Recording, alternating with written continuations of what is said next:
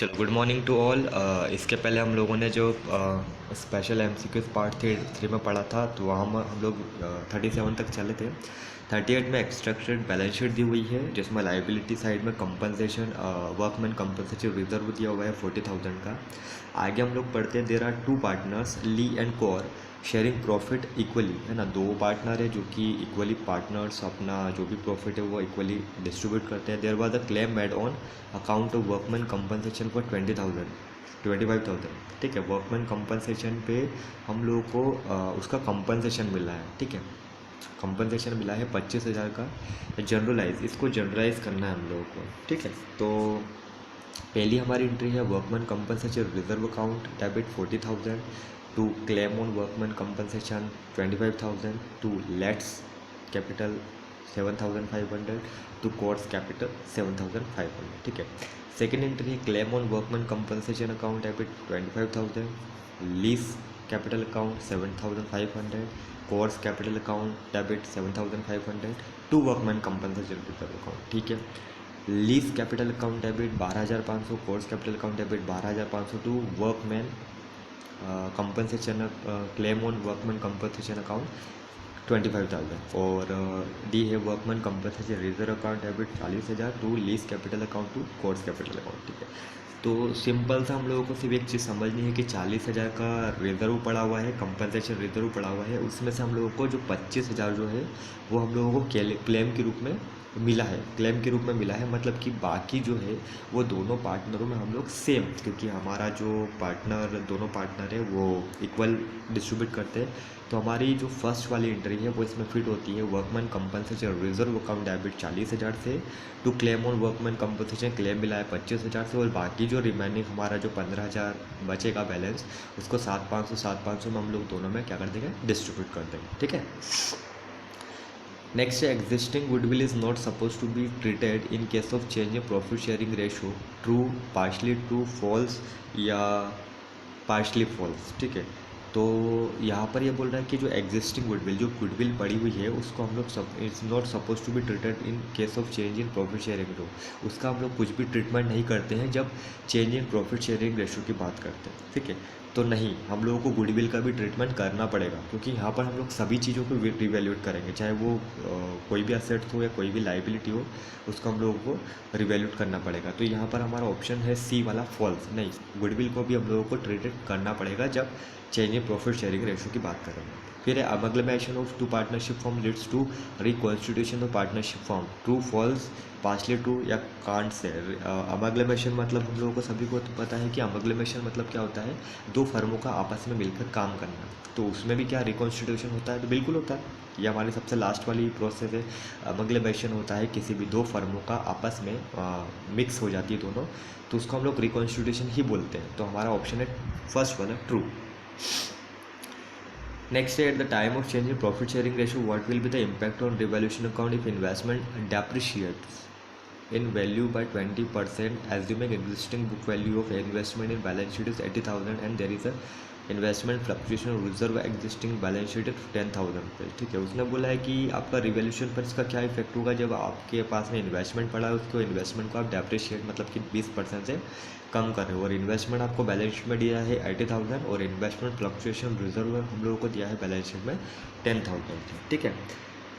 पहले तो हम लोग ऑप्शन पढ़ लेते हैं। डेबिट करना है 10,000 से, डेबिट करना है 16,000 से, डेबिट करना है 6,000 से, या नन ऑफ दिस, इसमें से कोई नहीं, ठीक है। सबसे पहली बात तो आपका इन्वेस्टमेंट है कितने का, 80,000 का। 80,000 का सबसे पहले तो 20% लोगों को जब डेप्रिशिएट करना, तो सबसे पहले तो हम लोग 20% निकालते, तो 20% कितना हुआ, 80, है ना। 80,000 का बेस पड़ता है 16,000 रुपये। अब 16,000 जो हम लोगों को डेप्रिशिएट करने हैं, लेकिन 10,000 रुपये रिजर्व के नाम पे भी पड़े हुए हैं, है ना। जो हमारा इन्वेस्टमेंट फ्लक्चुएशन रिजर्व के नाम पर हम लोगों ने एक अलग से अमाउंट 10,000 की निकाली हुई है।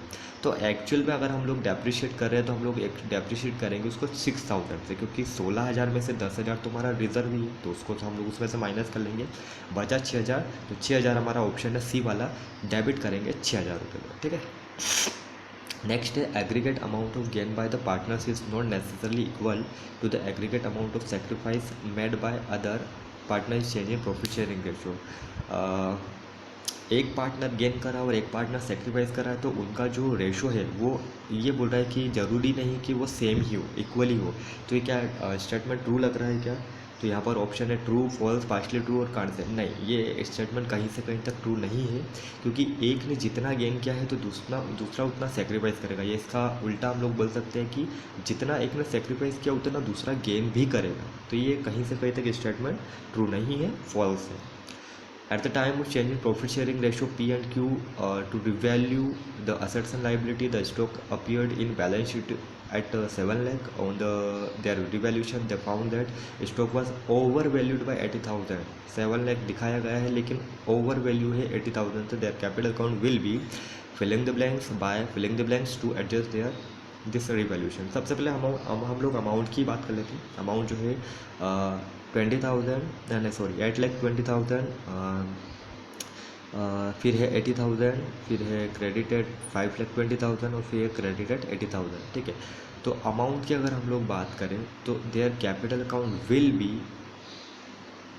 80,000 से जो है वो हो जाएंगे, डेबिट हो जाएंगे, है ना। क्यों? क्योंकि 80,000 से हम लोगों ने ओवर वैल्यूड बता रखा है। जब रिवैल्यूशन अकाउंट बनाएंगे तो 80,000 से हम लोग ओवर वैल्यूड की एंट्री करेंगे कि ये ओवर वैल्यूड हो रहा है। ठीक है, ओवर वैल्यूड की एंट्री करेंगे तो हम लोग उसको, है ना, उनके अकाउंट में हम लोग उनको डेबिट में शो कर देंगे कि भाई 80,000 से उनके अकाउंट में हम लोगों ने डेबिट किया है। तो हमारा ऑप्शन नंबर है B1, डेबिट करेंगे 80,000 रुपये से। लास्ट हमारा the firm of ABC received commission of 50,000, ठीक है, during 20 to 21 with effect from 1st April 2021. The partner decided to change in profit sharing ratio. It was decided that out of total commission received 10,000 to be treated as advance commission. ठीक है, जितना भी हम लोग को commission मिल रहा है उसमें से 10,000 हम लोग ट्रीट करेंगे एडवांस कमीशन के रूप में, है ना, कि एडवांस के रूप में मिला है। What will be the initial effect on revaluation account on account of this transaction? इसका रिवैल्यूशन अकाउंट पे क्या इफेक्ट पड़ेगा, इनिशियली क्या इफेक्ट पड़ेगा हम लोगों को बताना है। तो ऑप्शन देख लेते हैं हम लोग। डेबिट करना पड़ेगा 10,000 से, क्रेडिट करना पड़ेगा 10,000 से, डेबिट करना पड़ेगा 40,000 से, या नो इफेक्ट, कुछ भी इफेक्ट नहीं होगा। तो देखो, सबसे पहली बात तो हम लोगों को 50,000 रिसीव्ड हो रहा है। 50,000 रिसीव्ड हो रहा है, उसमें से हम लोगों को it was decided that out of total commission received 10,000 to be treated as advance commission. 10,000 हम लोगों को एडवांस के रूप में ट्रीट किया हम लोग, कि 10,000 हम लोग को एडवांस के रूप में मिल रहा है। तो what will be the initial effect on revaluation account of this transaction. ठीक है, इनिशियल इफेक्ट ये होगा कि आपको 10,000 रुपये जो है वो डेबिट करना पड़ेगा, क्योंकि आपको वो रिसीव्ड हो चुका है। मतलब कि आप एडवांस की बात करें, एडवांस मतलब हमारा प्रीपेड को हम लोग एज अ असेट के रूप में ट्रीट करते हैं।